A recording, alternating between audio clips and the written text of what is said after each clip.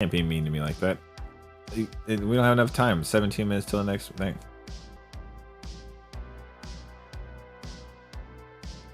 All right.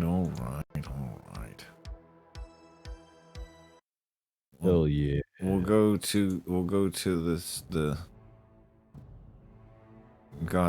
scary goth music. All right. So we'll say in the demon realm, back when I was in demon high school, just coming out of demon high school into regular world life back in the day, back in my day. I started living with some classmates of mine in a trailer. It was like 4 of us renting a trailer. And it was next to this trailer park was built next to like a cemetery. But I don't really think the two are related for other things. But that cemetery was also, there was some weird shit that happened in that area, obviously. And basically, we were having movie night, and there was a bunch of girls over, and like me and my other roommate were basically having a pretty good night. And we went to go turn the lights off in the living room to watch this movie, and there was a knock at the door. And like, not like a soft little knock, like a fucking knock at the door, like a heavy-handed knock, not like wind brushing something up against it, but like a fist hitting the door. So my roommate gets up and he checks the door, right? And he looks through the peephole, and there ain't nothing there, because we're in a shady part of the neighborhood anyway, so like you never know what's about to go down. Like, we thought we might be getting robbed or the police are there, so obviously we're hiding blunts and shit. But no one was there. So he opened the door and he looked around. No one was there. A gust of wind hit him, just like in the fucking movies. I shit you not, like a gust of wind hit him, like something passed through him. And then he was like, "Oh shit!" And he looked around and there's nothing there. And you're like, "Okay, fuck it." And he closed the door. Well, he had never fully like turned the light off. It was like one of those pull chain lights. Like you have to like actually pull it all the way down and hear the aggressive click, and then let go of it, and it'll turn on or off. Like, it doesn't just turn on or off easily. Like, you have to pull a chain to turn it on or off. He went to go pull the chain, and he clicked it off, right? And from that moment of him closing the door and walking over there, that's when shit started. He clicked off the light, walked away from it. There's no one near the light switch the light chain at this point for it to be clicked. There are no light switches that turn this light on. He goes to start sitting down on the couch while this light's in the middle of the room. And all of a sudden, the chain actually falls down and clicks on, and the light turns on, and turns on the fan. And the girls that are with us see this and freak out and go, "Okay, well, that's a little freaky." And like, we look around, it's like, all right, that is kind of scary. And we're like, okay, maybe it was just a freak accident. Maybe it's just old equipment. Maybe we're just overreacting. Okay, fine, that's fine. So I get up, a different person now, and I go to click the light back off. Maybe try to fucking get to where we can have a movie night. Keep doing what we're trying to do. I click the light off. Everything's fine. I turn around to go sit down. I don't even get the chance to fully actually turn over, and you hear click, and the light turns on. Okay, at this point, no one here is okay with the situation anymore. So we all kind of get up and leave the house for a little bit and go get some coffee at Starbucks and shit. Because it wasn't quite nighttime yet. Like, it was like, this is a stoner house, so all the windows are basically boarded up with like comforters and shit to kind of like keep the light out. So it's like dark inside until you turn the lights on. That's why we're fighting with the lights and shit. So we leave because we didn't want to be in the house anymore. And it was like, okay, fine. We come back later that night. They go off and do their own thing, and that's all fine. Our other female housemate comes home from work, and her and her boyfriend go into their room to lay down and hang out and chill and smoke weed. The rest of us are still bored, want to hang out, so we start drinking. We start hanging out a little bit. And the night goes on fine, dandy, everything's normal. All of a sudden, we hear a blood-curdling ass scream out of fucking nowhere. Like, terrifying, like, horror movie scream. Not even like, oh god, maybe someone saw a spider or something like that. No, it sounded like someone was getting fucking murdered in the room down the hall. And it sounded like our friend. We'll call her A, just for anonymity. So I get up, I grab the first thing that I could find that was near me. It looked like a weapon. It was a samurai sword because I just happen to have one because I collect Japanese stuff because I like cultures. I have other culture stuff too, but like it was a samurai sword. Like a FNAF scream, like fucking sound clip scream. It was blood curdling, terrifying, you chill your blood in your veins kind of scream. I grabbed a samurai sword essentially. And I ran into the room. My other male roommate jumped up and did the same thing. We kind of kicked the door in and looked at, and we saw our female roommate and her boyfriend, who is another one of our roommates, crunched up against the wall in fear and terror, like trying to climb the wall away from the closet, which had been door was open. And inside the closet, you could literally see shadows and shit spinning around, like inside the fucking closet. And like clothing and shit was spinning around and moving on the shelves and shit on hangers and flying off the hangers and shit was moving around. Coincidentally, earlier in that day, we had actually been talking about Ghost and Spirit because of the shit we saw. And someone's dad was like a paranormal fanatic or whatever he said. And he said like metals and shit can dissipate apparitions and shit. So absent-mindedly, not thinking about it, I like thrust the samurai sword inside the closet, and it stopped. Like you would, like literally everything just kind of stopped. Not like I stabbed it and wounded the beast, but it was like a base earth metal or something essentially canceled it out, and everything stopped. Everything was calm. Everything was good. So I put the sword back in its sheath. Everything seems to be getting better. Even the atmosphere in the room seems a little cooler. Or a little warmer instead of being so cold, and everyone kind of leaves the room and kind of huddles up on blankets and shit in the living room. No one slept in their rooms that night. We all just kind of bunched up. Well, I had put my sword away, which I normally keep very clean because I do. Yeah, probably kill a dead guy. Well, I kept that shit really clean though because it was a showpiece. It was like a $400 or $500 katana. It wasn't like a little cheap tiny katana. Right. I put it in my closet, back in my closet door or whatever, which was next to my bed, didn't think anything of it, and then went in the living room with everyone else and laid down. Fucking, we got up the next day, and, like, none of us slept really well. Like, it was, like, bad dreams. Everyone had really fucking horrible dreams. And we woke up and the house started, like, just smelling terrible.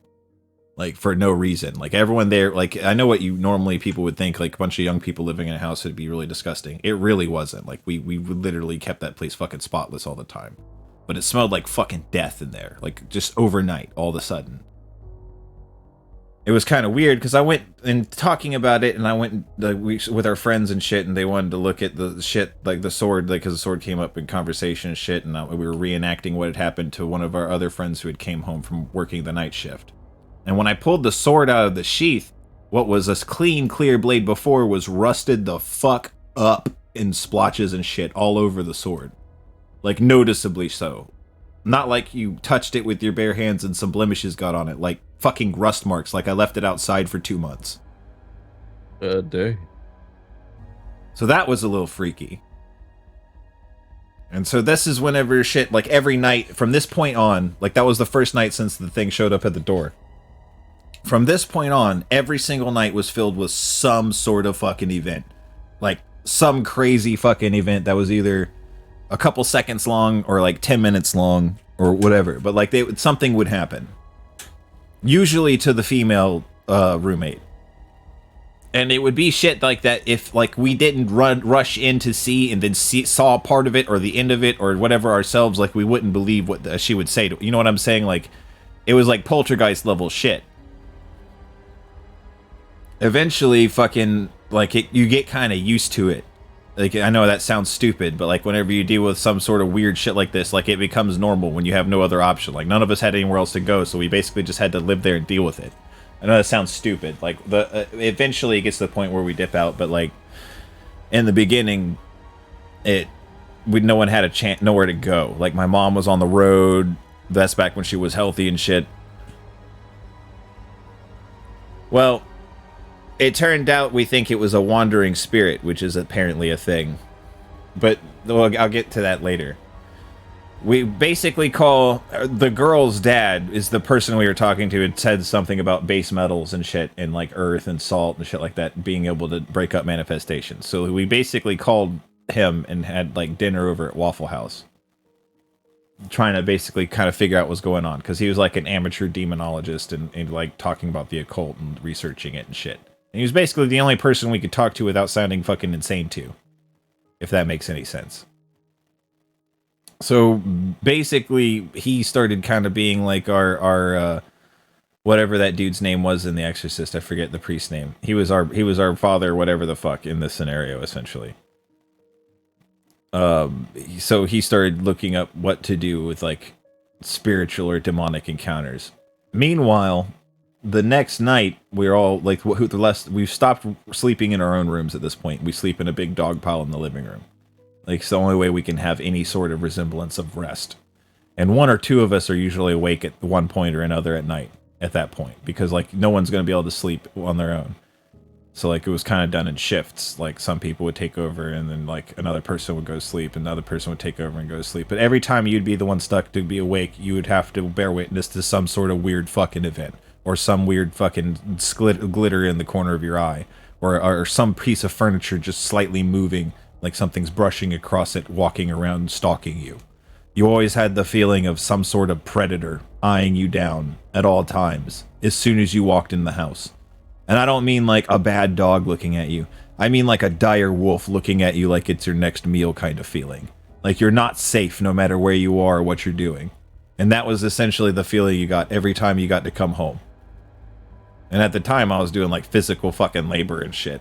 I just got out of high school, didn't have any job experiences and life experiences yet, so we had those menial back-breaking labor. So you're already exhausted. So half of you by the end of it, since you're already A, getting used to the encounters, and B, tired as fuck, start chalking up weird encounters to just being tired or whatever to cope with the fact that stuff is happening to you.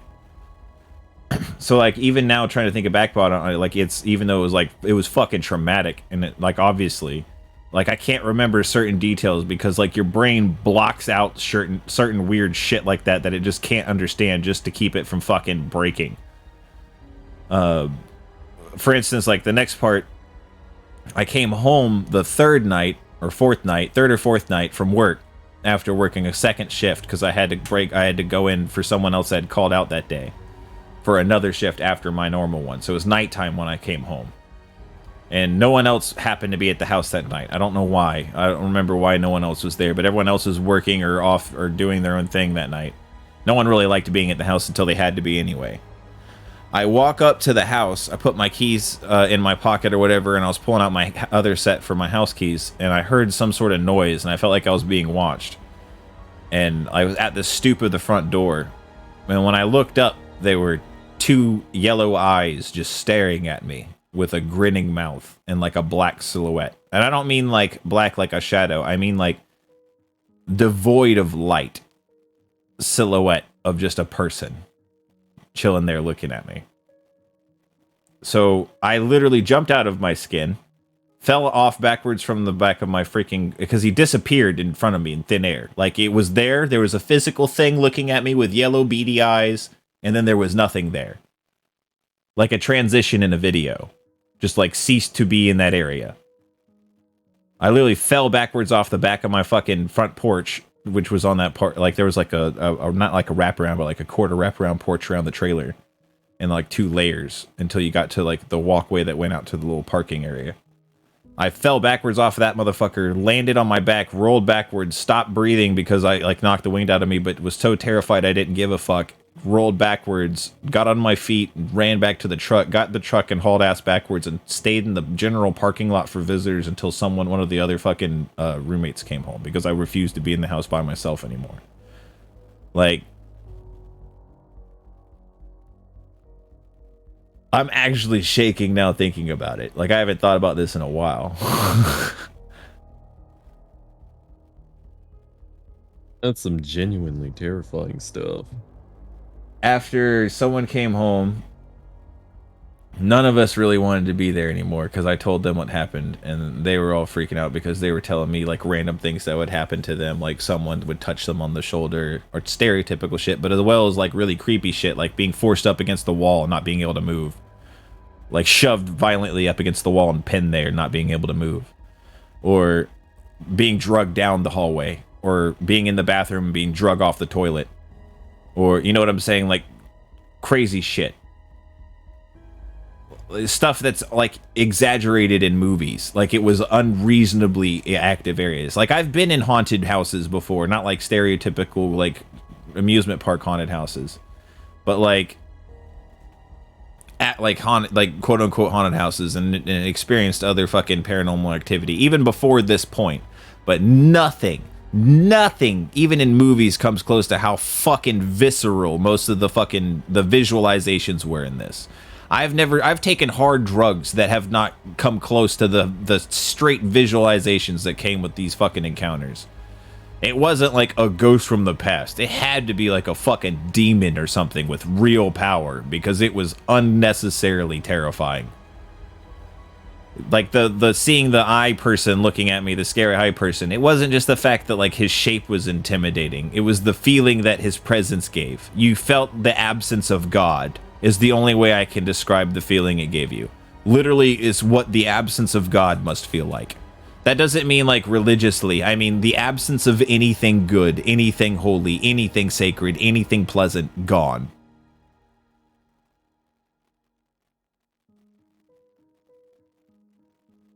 And that's the general feeling of the entire household. For like 2 months, we had to deal with it. And eventually, at some point, all 5 of us literally just left the trailer and told the fucking landlord to go fuck himself. Like, literally, those exact words, go fuck yourself. The trailer burned down after we left about a year later. No one inside.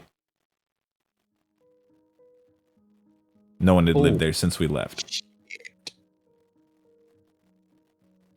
That is next level. Yeah, no, it just straight burned down. That's what I was told.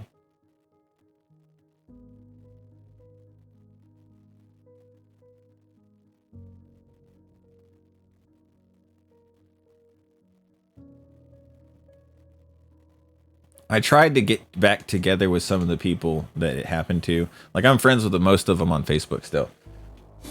And even they, like, don't even want to talk about it to me, even to this day. And this was probably 15, 20 years ago now, at this point. Like, most of them still won't talk to me about it now. Or they'll pretend like they don't remember. Or they'll pretend like, oh, I don't know if it really happened. Like, it fucked with one of my friends so bad that he literally developed a drug habit.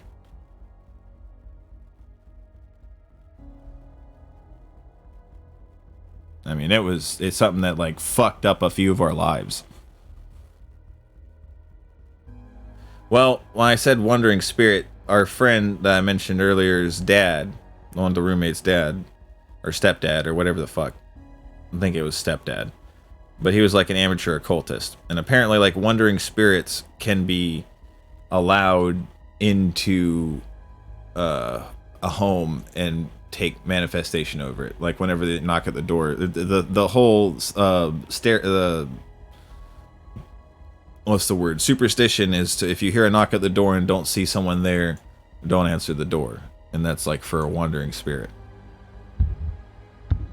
And that's the closest thing in literature we were ever able to find that kind of like matched up with what we saw. But I've never heard of hauntings that fucking intense before, like in other things other than movies. In some like Reddit post, I guess.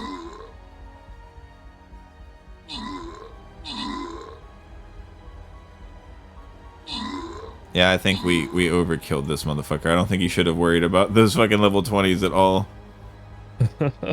I think we're fine. Yeah. Oh, holy shit, what an experience. Yeah. I'm glad I actually was able to enunciate all of that correctly on camera for once. I'll probably cut that into a VOD. Oh yeah. Yeah, you could do that. Not just for YouTube to use it for views. I mean, like, just so I can have it, to have that story articulated the way I wanted to. Like, for some reason, I was able to articulate that. Right. In a way that made sense to me. I don't know. I have a hard time talking about that experience. Like I said, it's a long time ago, but it still fucks with me. Like, I still have nightmares every once in a while. Like, of certain situations. Not even the scary eyes looking at you in the fucking doorway shit on top of the roof. Because, like, it was on the roof of the trailer. It wasn't like he was in the doorway looking at me. It's like he appeared looking down at me at the top of the trailer. Like, just staring, smiling. Shit's wacky, dude.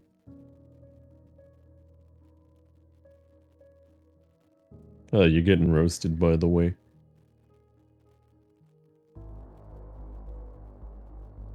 Louis Lunaris. That's a name I haven't seen before. I think I even said something about you before. Today. How have you been?